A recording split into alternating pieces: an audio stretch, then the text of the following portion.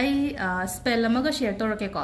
sigi spell se akogi new moon numita sinaga ba hai tar ko new moon haraga di Thasi numit hai tar ko ngasi gi numit sida ko sigi spell zero to bi be ko hai de manifestation nga sai gi paper folding method to ma su to bi gre na khala se ko spell ama su to be ko spell to bada kai ba kem ta leite ko ado spell to boda khuna changa de khoi first ta candle angoba ma ko ai video sing je ketang ngan na hapak pa ya brenge ko khoi first ta candle angoba je sumaina than bi rani ko aduga nang na shon ga da ba hai tar ko spell hai di spell har ga di khoina it's a white magic aina high grena ko mamang da ko ado spell se da aina shon ga da se kai no hai ga hai kan se da ko help me new moon to keep my desire burning clock ko haidi help me new moon to keep my desire burning haina ko adain taraga keno to kodam ai mathak sida haidi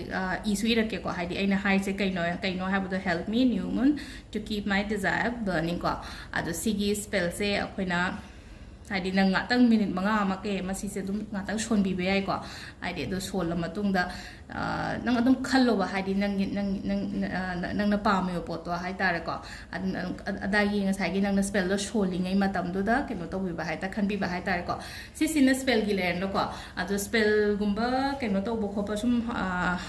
hai na da ba gumba le ra ga di ko kai to bi be hai kan si da ko yum gi mapan da candle ango bo gumba ma than bi ko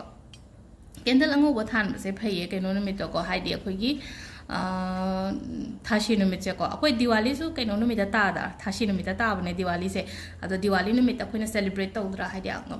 mai ma'am thalaga kholaga aduna haidi kaino khudingi Thasi da su akhoi na yaraga di yumgi mapan da candle ango bogun ma than bi ko haidi nangi sumang da oiro kai da oiro ko haidi gate da oiro ke shukai de ko yaraga di si nung dawam se simaga to bi ba hai tar spell ga